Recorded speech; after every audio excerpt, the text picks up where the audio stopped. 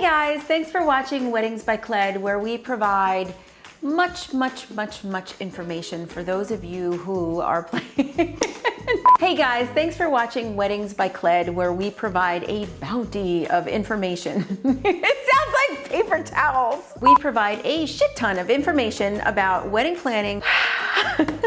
Provide boatloads of information, provide a tsunami of information about wedding planning for those who are aspiring event planners and brides-to-be and anyone who might be interested in how we play this whole event game. So guys, I get asked lots and lots of questions from my brides, typically a few weeks before the wedding when they're all worried about, you know, how do I prepare, what should I do, what should I have ready? And one of the questions I get is, who should I tip? Now, there's no real right or wrong answer to that question, so we're just gonna converse a little bit. Well, I guess I'm gonna converse because this is more one-sided, but this is how I would answer that question.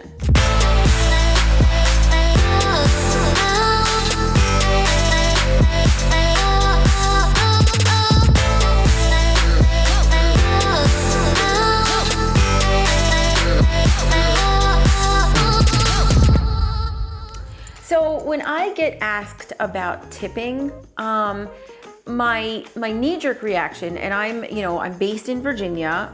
Most of my weddings are in Virginia or the Carolinas or the southern hemisphere of the United States. My answer might be different if I was in the northern hemisphere where I started out in New York City. So my answer is typically give a tip if you feel like that professional has done an exemplary job. In most cases in this area of the country, it is not an expected thing at all. It is a very much appreciated thing. Everybody loves to get a tip. You know, everybody loves not just about getting the money, but they love to know that, hey, you know, they did a good job.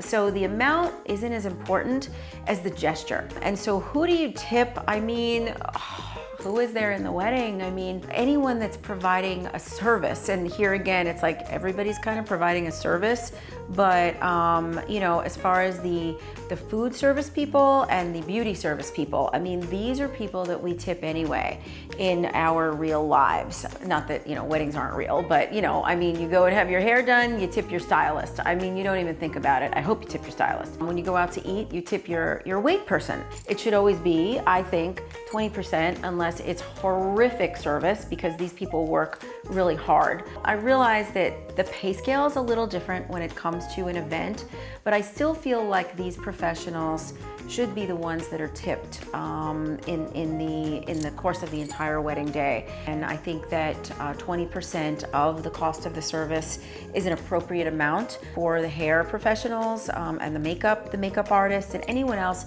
who's doing any type of service on you on the wedding day. The nails and all that jazz should be done before, and they should of course get tipped too. And then when it comes to the service personnel, as far as bartenders and food servers, this can be a little dicey or a little difficult to try to figure out how much to tip these people and how to tip them. It's not a typical restaurant type atmosphere. Let me just backtrack by saying that on a lot of caterers' statements, you'll see a line item that says gratuity. Even, you know, the bigger hotels, they'll have your tax, your food tax, and gratuity. That doesn't always mean that it goes to each and every server, and it doesn't mean that it won't. So this is something that you want to ask your contact person about. They will tell you, you know, yes, we split this up, we give it out to all the servers. In that case, it's not completely necessary to give them tips unless, again, you feel like their service has been exemplary, that it's been just fabulous, they went over the top. Now, if they are not automatically getting a gratuity from the company that they work for, I feel like they should be given a small gift, a gratuity from you that starts from the bartenders to the front of house manager to the servers. And a lot of times what you can do is you can give the front of house manager, sometimes called the captain, a certain amount of money and leave it to their discretion to disperse that that money throughout their servers.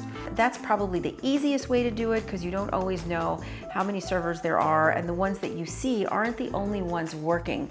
You gotta remember, they're the ones that are bussing, there are the ones that are doing dishes in the kitchen, and everybody works just as hard and deserves something. Give it to the front of house manager to disperse, depending on the size of your wedding. You know, if it's a smaller wedding, if it's you know, like 50 people or under, I would say, you know, giving that person maybe a couple of $100s.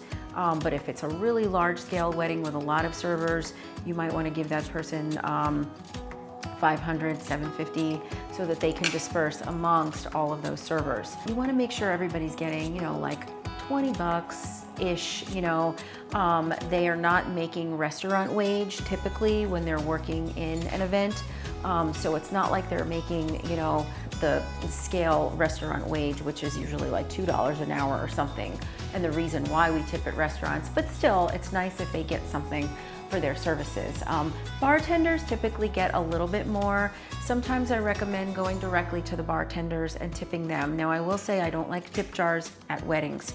I think it's kind of tacky to have a tip jar out. Guests feel like they have to tip, and I don't like guests to feel like that because you are hosting this event and it is up to you to tip these people. It's not up to your guests. While I nix the tip jars, the bartenders aren't always happy about it, but I also let them know that I am encouraging my client to give them a tip at the end of the evening. Now, if they have, you know, usually we have, you know, 2 to 6 bartenders at an event, and I would say at least like $25 to $50 each for the bartenders, maybe more if one of them does a really great job or goes above and beyond. And then you have your vendors, okay?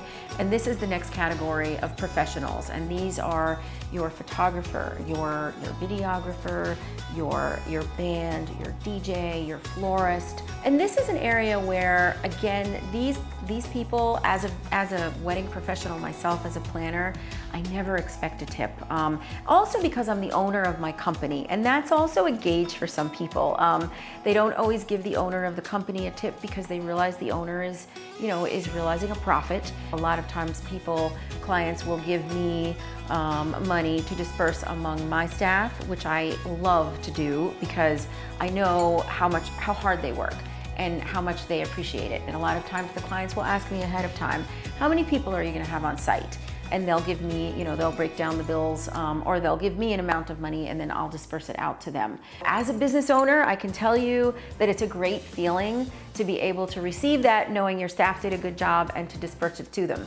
And I gotta tell you, when I get a tip or a gift, I love it too, because I know that I did a good job.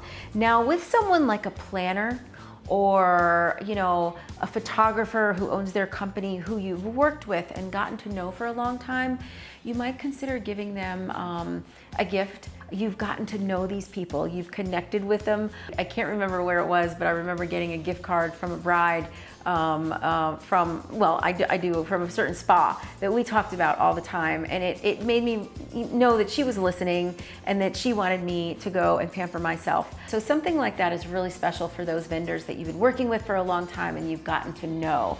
Bands, I definitely think that they deserve a tip unless they did a really crappy job, which I hope that doesn't happen at your wedding. But again, each member, you know, $25 to $50. Same with your DJ. DJs, $50 to $100, you know, I think is a great amount of money for them. Really think about the staff of each vendor. Florists are going to have usually a number of people on their staff who are doing setup, who are doing breakdown.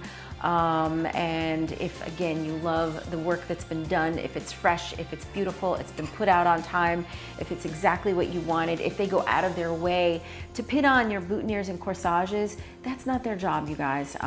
The pinning of the boutonnieres and corsages is the job of the wedding planner or someone at your ceremony site or someone in your family, but it is not the job, unless it is in writing beforehand, of your floral drop-off people. But sometimes I see them, and sometimes my staff goes out of their way and does that just because there's no one else to do it.